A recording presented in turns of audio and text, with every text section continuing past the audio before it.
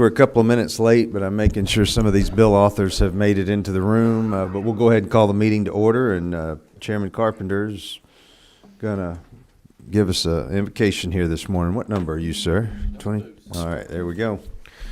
Bow your heads. Heavenly gracious Father, we just ask your hand on this day and on this week, Father, as we continue to move this great state of Georgia forward.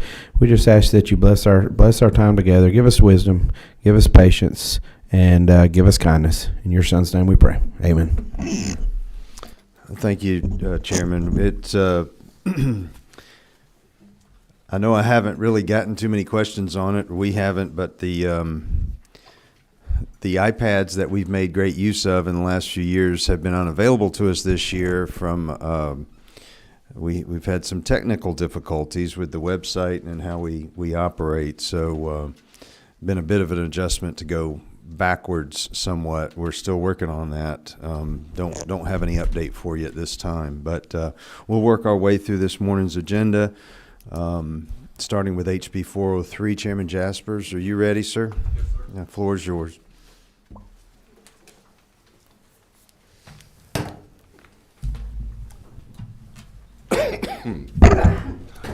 Thank you, Mr. Chairman of the committee. I bring before you House Bill 403, LC 500762S. There's a sub in your folder that is created due to the request from the Department of Revenue for a date change to January 1st, 2025. This measure will allow a 25% state income tax credit on expenses for a residential geothermal system. It's limited to 5 years, not to exceed $5,000 for any taxable year. Also, there's a 5-year sunset. I just really want to thank Caucus Chairman Williamson for his advice and guidance with me on my first Ways and Means bill. Georgia families can save $80 to $125 a month on the geothermal system that will last 25 to 30 years and 600 to 700 kilowatts of use off the grid. And I think that's a very important point. Thank you, Mr. Chairman. If there's any questions, I'll do my best to answer them. I don't see any questions. Oh, I do. Chairman Wiedauer. Chairman, thank you. Thanks for bringing the bill. It's a great bill. Been looking forward to it. And at the proper time, I'd like to make a motion to pass. With no further questions, we'll entertain that motion. We have a motion to pass. Is there a second? Have a second. Is there any further discussion? Hearing none, all those in favor please signify by stating aye. Aye. All those opposed, like sign. Thank you very much, Mr. Chairman. Thank you. Glad everybody's well in your office now. we're getting there, right? Yeah, that's right. Thank you. Thank you. Thank you. We did have some suggestions on 808 to even further and better perfect that legislation, so we're going to skip 808 and move to 1090. Chairman Newton, at your seat there, sir. Thank you, Mr. Chairman and committee. House Bill 1090. We're working off of, sorry, hang on, let me get the version in our book. LC 500761S. The Fostering Success Act, this was passed last session, but this bill today brings some updates and some clarifications and some guardrails. It does primarily three things in taking care of these children. The bill is directed toward children who age out of our foster care system, but still they've been under government supervision and custody, if you will, through foster organizations and planning. This allows from 18 to 21 for us to continue caring for those children at some crucial ages that help keep them on a good pathway towards success in life. This bill does three primary things. It cleans up language on defining that an aging out individual who can participate or benefit from these new programs. Once again, these are not programs that are existing for foster children under the age of 18. This bill is primarily for children who age out of that and they're no longer under government supervision through a foster home, but still need help transitioning to a productive adulthood and secure environments. So it cleans up language on who those aging out individuals are. It also opens a tax credit to some business entities so that we hope to get full funding of this program from the donations that are available in the organizations as well as individuals that want to support these organizations for aging out foster children. And finally, it puts guardrails around that spending to make sure that the benefit stays, the benefit from that tax credit and the spending stays with the child and isn't necessarily used for overhead of organizations or for other items that might be important, but not really the goal of this legislation. So it makes sure that the benefit stays with the child, with the now 18 to 21-year-old in such a way that they can get the most benefit from these newer programs. So, Mr. Chairman, that's what the bill does, and hope the committee will support that. Thank you, Chairman. We have a couple of questions, looks like. Chairman Wiedauer, is that you again, sir? All right. Thank you, Chairman. Thank you, Chairman Newton. Appreciate you bringing this measure. This really kind of builds upon the Fostering Success Act that we were able to pass previously. This will give us an opportunity to, like you said, maximize those funds. These kids really need this assistance. Programs like Lydia's Place in my hometown that offer these services to kids that come out of foster care and have absolutely nothing. So I appreciate you bringing this measure. Thank you, sir.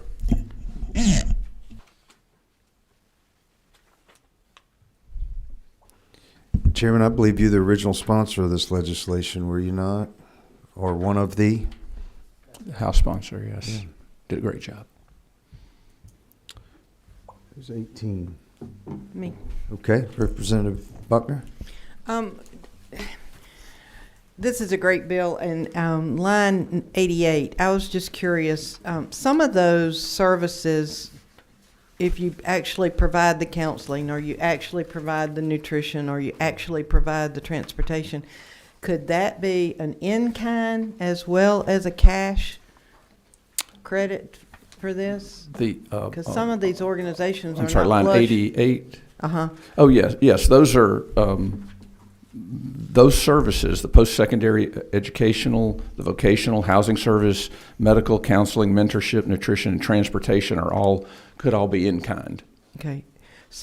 So it's been read by some that the $200 per month in direct cash payments means that you'd have to give them the money and then they'd pay you back. Well, that was a number that had been $150 in an earlier version, and it was really recognizing that there are small cash needs that might be from everything from, I hate to say it, but fast food or convenience store purchases, possibly some cell phone usage, some things that that weren't included in that long list of other necessities. But we wanted to limit it to a certain amount to where, kind of like our own children, you give them a certain amount of money when they're in college just to deal with whatever the daily living amounts are. So the $150 or now $200 per month is really a maximum. It doesn't mean you have to give them that, but all those other services are separate from that $200 up to $200 a month. Thank you. That clears it up for me and them. Thank you, ma'am.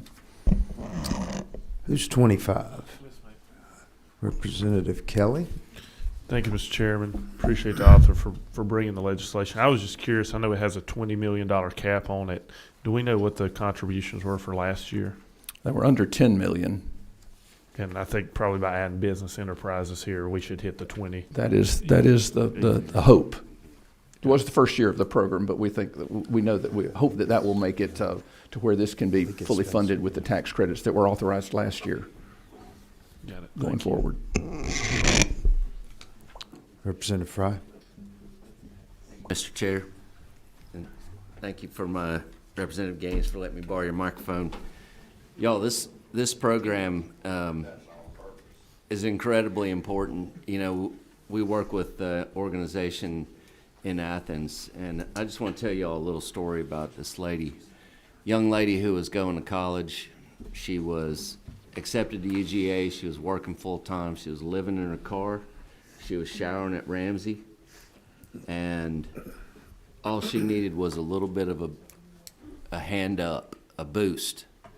And we gave her that boost through Lydia's Place, partnering with Habitat for Humanity, got her a place to live. She actually got a job in her field. She qualified for a Habitat home, and then she got a promotion and made too much, and she unqualified for a Habitat home, and now she's saving up for her own home.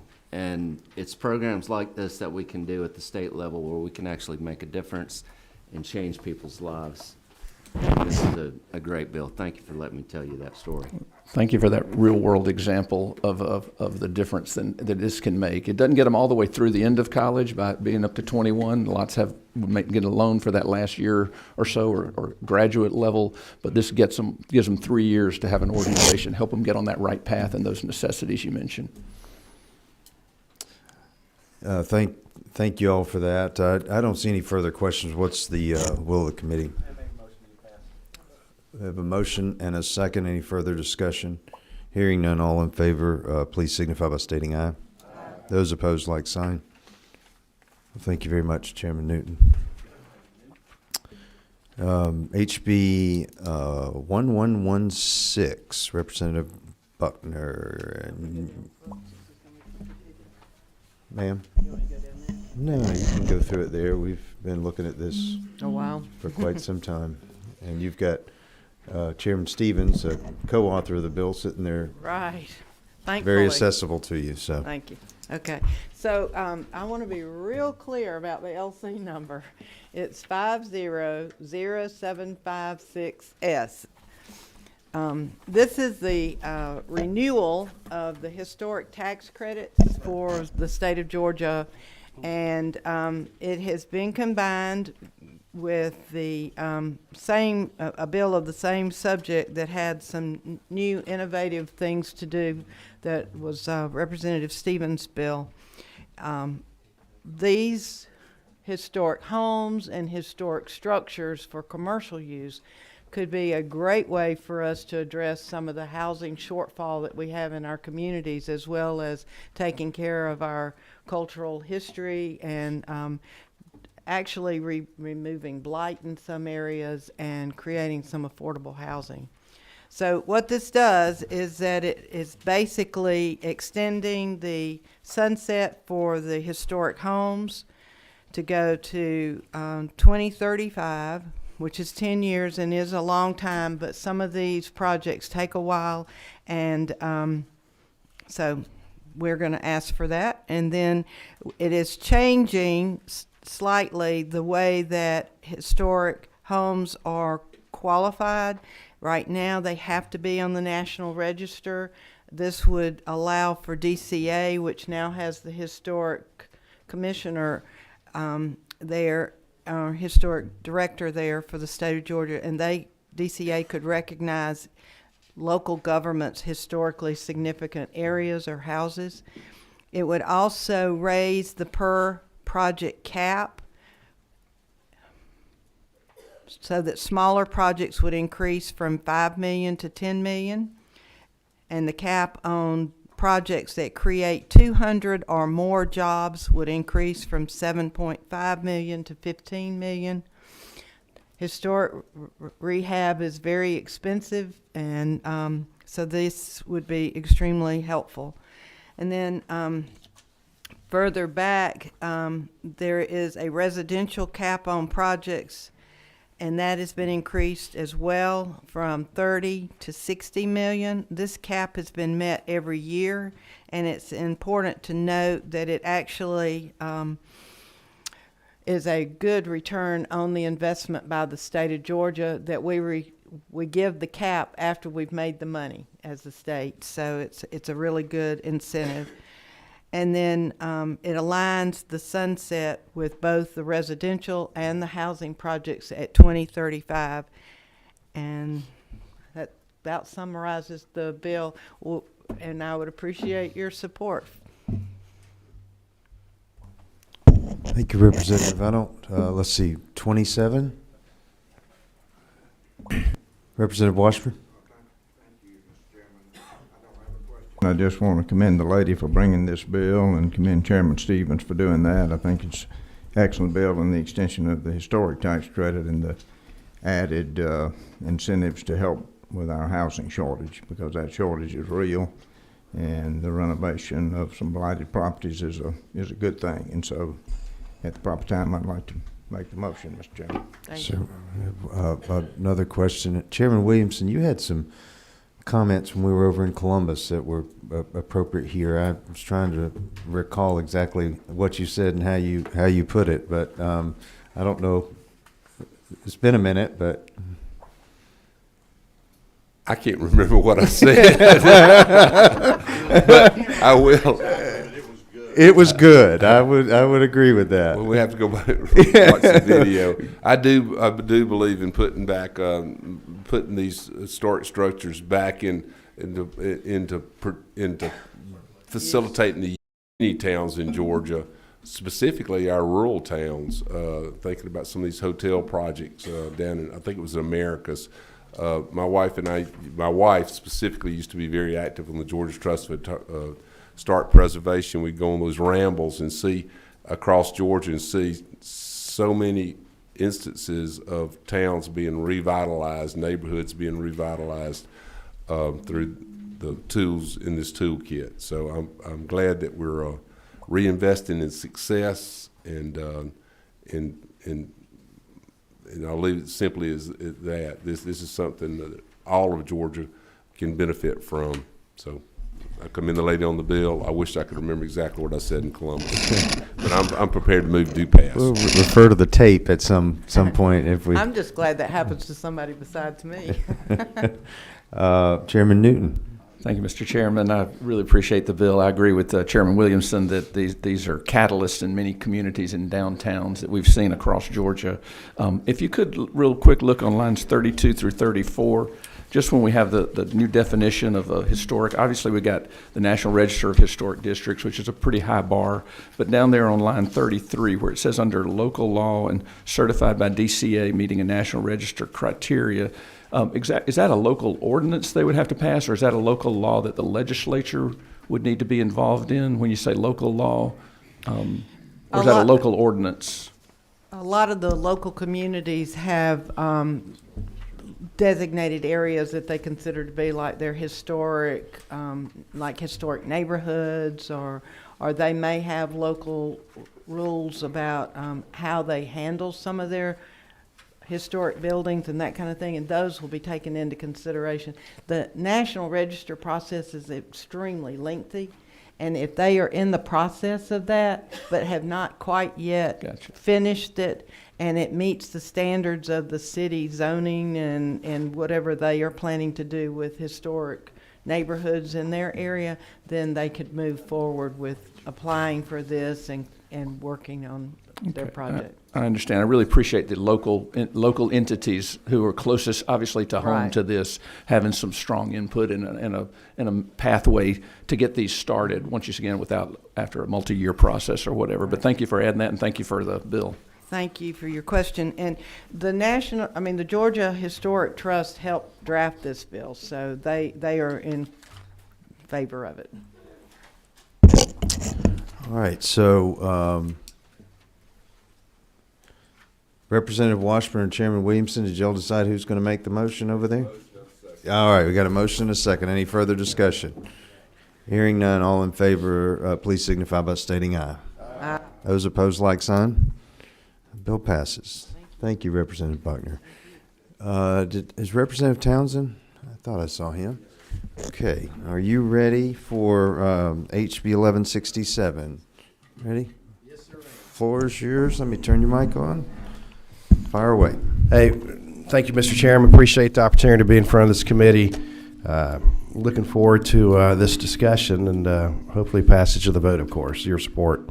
This, of course, is a peach tax credit where we're trying to raise the cap from $5 million to $10 million. The original bill was $20 million, and we did an amendment during the last subcommittee that we all agreed to make it 10. Basically, highlights of the bill, you have it in front of you. It's probably a familiar bill with you. But besides raising the cap, we're raising the amounts. Individuals can donate from $1,000 to $2,500. Joint filing will be $2,500 to $5,000. And corporations such as S corps or LLCs will go to $25,000, currently at $10,000. Basically, this is for innovative projects for public schools, public programs, / career academies as well. There's many examples. If you want me to give you any examples, please let me know, and I'll be glad to give you some. That's basically the highlights of the bill. We did take away a couple of provisions, and we've discussed those in full already. So be glad to entertain any questions, Mr. Chair, or go in more detail if you'd like me to.